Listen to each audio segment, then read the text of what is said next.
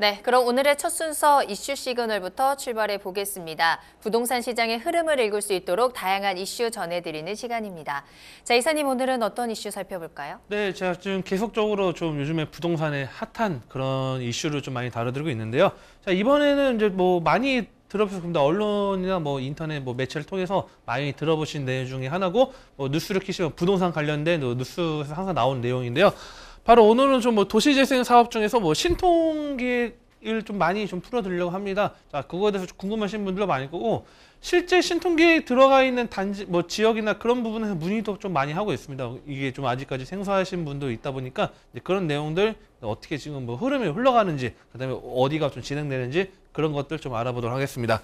자, 일단 도시재생 사업 중에 서울시 기본적인 틀이 많이 바뀌었습니다. 자, 예전에 제가 한번 좀 말씀드리긴 했는데, 과거 이제 도시재생 활성화 지역이라는 거에 대해서 뭐 이제 공공주도로 많이 했습니다. 재개발 같은 경우는 공공주도로 많이 했고, 뭐 공익의 목적이 많이 크다고 말씀드렸고요. 뭐 재건축 같은 경우는 이제 사익의 목적이 크다 이렇게 좀 말씀을 드렸는데, 자, 이 서울 도시 재생 활성화 지역이 이제 민간 재개발 가능으로 방향을 좀 많이 전환했습니다. 그래서 민간이 직접적으로 많이 좀 개발할 수 있는 폭을 많이 늘려서 많이 또 들어와서 같이 좀 더 속도를 낼 수 있도록 좀 완화시켰다고 보시면 될 것 같고요. 자, 기존의 스타일은 이제 과거 서울의 스타일 같은 경우에는 좀 보존, 과거를 좀 많이 지키고, 좀 예전에 뭐 70년대 뭐 60년대 좀 전통적인 것들은 좀 지키면서 같이 좀 개발을 해야 되지 않겠냐 이렇게 이야기를 많이 했습니다. 그래서 뭐 기존의 보존 관리 위주 정책인데, 자, 이 정책 같은 경우는 이제 개발 보존 균형 정책으로 좀 많이 바뀌었습니다. 자, 단어가 어떤 느낌인지 뭐 다를 수 있는데, 보존이 좀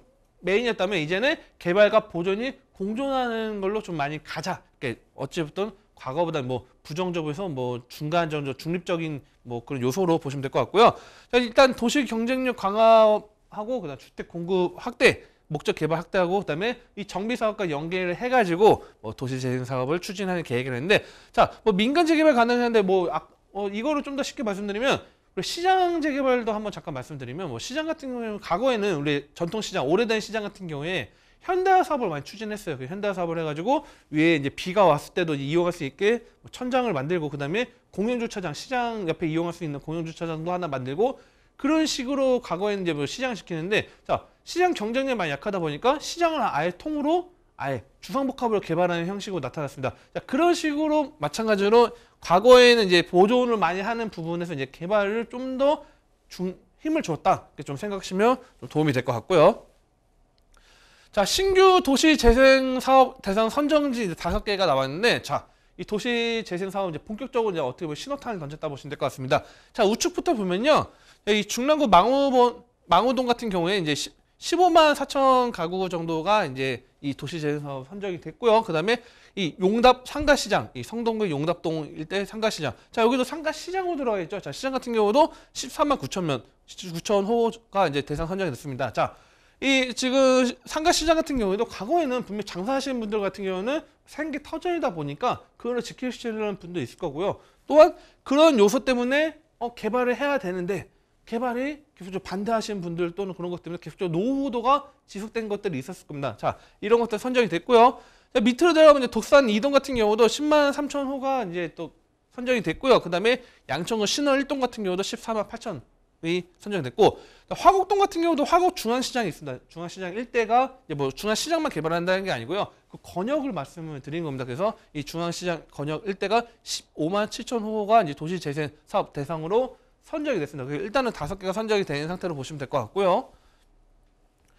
그 다음에 이제 세태 지역 같은 게 균형 발전을 한다고 했는데, 자, 우리가 올해 여름에 이제 우리가 폭우가 좀 상당히 좀 심하게 됐고, 가을이 넘어가는 시점에서 그거에 대해서 많은 피해가 좀 많이 안타깝게 발생이 됐습니다. 그에 맞춰서 이 반지하 주택에 대한 건물에 대해서 뭐 점차적으로 없애겠다, 그렇게 이제 서울시에서 이야기를 했는데, 그에 맞춰서 이 반지하 주택 건물 같은 경우에는 이제 반지하를 끼고 있는 주택 건물 같은 경우는 노후도 또는 불량 건축물로 기준을 잡는 것들을 20년을 완화했습니다. 자, 30년 기준을 지나야지 노후 건축물로 인정은 되는 부분인데, 반지하가 있거나 그런 것들은 대해서는 20년을 완화됐고, 이게 지금 확정은 아니고 빠르면 23년도 시행이 되기 때문에 뭐 빠르면 내년부터 이제 인정된다 하면, 반지하를 갖고 있는 건축물은 20년이 지나도 노후 건축물 또는 불량 건축물로 인정받을 수 있는 폭이 대폭 넓어졌다는 거고, 이 반대로 말하면 그만큼 이제 반지하한 집들에 대해서 점차적으로 없앤다는 거죠.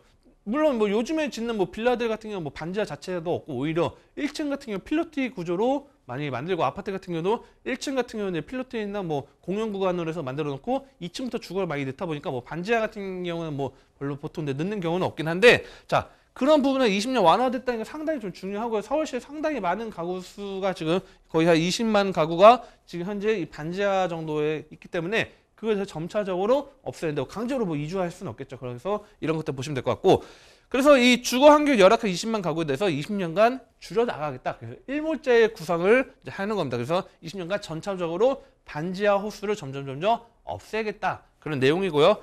자, 그다음에 또 하나가 이제 신속 통합 기획 재개발 공모 지역 선정 중에서, 자 상당히 좀 중요한 것 같습니다. 자, 신통기획 중에서 재개발을 공모하는 지역 중에서 반지하 주택이 밀집한 지역들이 있죠. 뭐 특정 지역들 말씀드리지 않겠지만 좀 반지하, 과거 어떻게 보면 80년대 또는 뭐 빠른 90년대 초반 같은 경우는 되겠죠. 보통 80년대 건축물이 많을 텐데, 이런 건축물에 대한 밀집 지역이 많은 지역 같은 경우는 신통기획 진행을 할 때에는 공모를 선정할 때 가점 부여 방안을 또 추진을 한다는 겁니다. 그만큼 이 반지하에 대한 부분들, 반지하를 갖고 있는 그 주택들을 노후도에서는 어떻게 보면 플러스 될 수 있는 요소들이 있다는 거 좀 보시면 도움이 될 것 같고요. 자, 그다음에 이제 뭐 우리가 이제 재건축으로 좀 이제 넘어간다고 하면 이제 한 달 사이에 이제 서울에 빠르게 지금 확대가 되고 있습니다. 그래서 이 대치 음마나 뭐 여의도 시범 아파트, 그다음에 반포 주공 이제 1단지, 그다음에 1, 2, 4주구 같은 경우에는 이 지금 현재 뭐 이 신통기획 관련돼서 지금 상당히 빠르게 좀 추진하고 있거나 또는 진행하고 있고요. 목동 일대 같은 경우도 지금 목동 저 그때 말씀드렸죠. 목동 뭐 6단지부터 해서 다양한 신통기획을 또 추진하고 있거나 또 이제 선정되는 것들이 있습니다.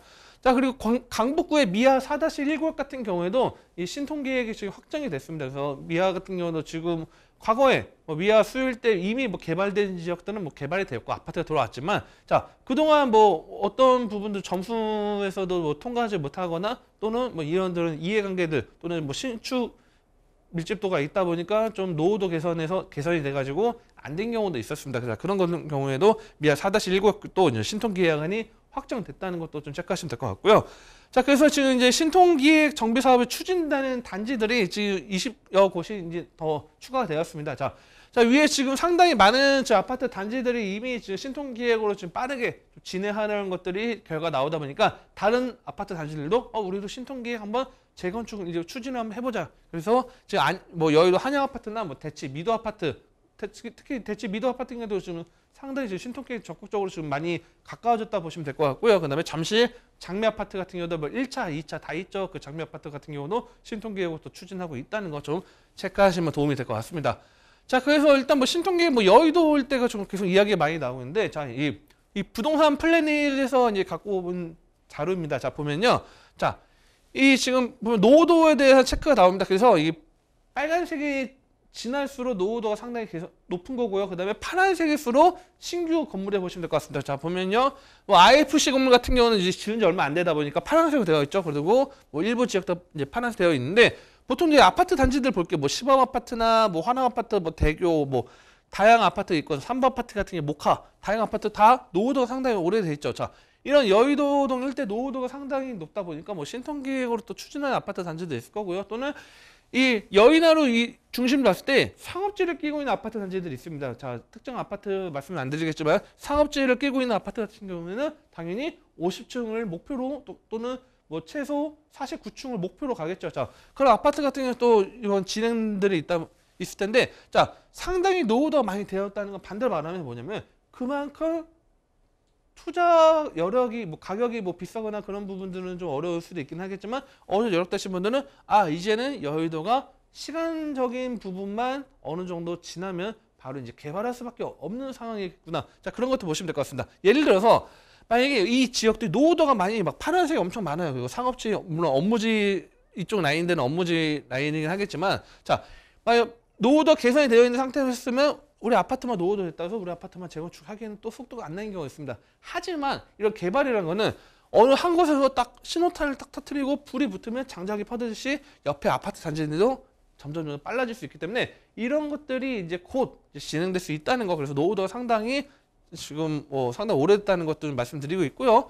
자, 목동 일대도 마찬가지입니다. 자, 여의도 일대 마찬가지로 특히 목동 같은 경우는 물론 여의도보다는 조금 더 연식은 좀 더 좋긴 하겠지만, 자, 이 오목구역을 중심으로 위쪽 보면 지금 밑에는 잘리긴 했습니다. 그래서 밑에 보면 5단지나 옆에 6단지 있고요. 그다음 밑에 이쪽 보면 7단지 있겠죠. 그다음에 3단지, 2단지, 1단지죠. 자, 일대 노후도가 상당히 있습니다. 반대로 말하면 뭐냐면 이 목동 같은 경우에도 신시가지 같은 경우에도 이제는 어떻게든 진행될 수밖에 없는 상황이고, 자, 신통 아까 제가 말씀드렸죠. 목동 일대도 신통이 선정이 되고 있고, 지금 다른 아파트 단지, 목동 6단지를 제외한 아파트 단지들 같은 경우 제가 지난번에 말씀드렸던 것처럼 1차 안전진단을 통과했지만 2차 정밀 안전진단에서는 일단 스톱을 해놓고 기다리고 있었습니다. 자, 반대로 말하면 뭐냐면 이제 그런 것도 이제 어떻게 보면 좀 더 완화를 시켜주는 정책이 나오면 어쨌든 진행될 수 있는 부분들이 있을 거고, 다만 이제 단점이라고 말씀드릴 수 있는 거는 아무래도 금리가 높아지다 따라서 이제 금융 비용이 계속 높아질 수 있습니다. 우리가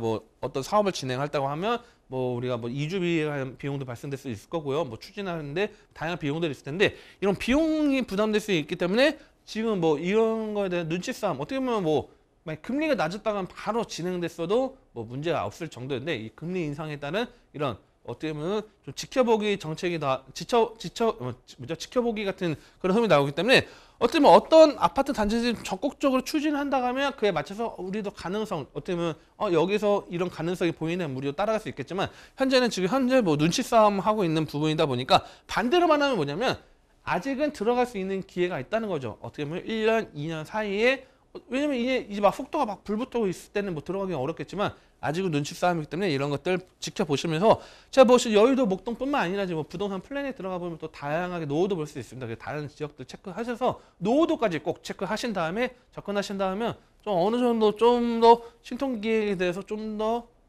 전문가스러운 그런 투자 방법을 제시할 수 있지 않을까, 좀 정리를 해드리겠습니다.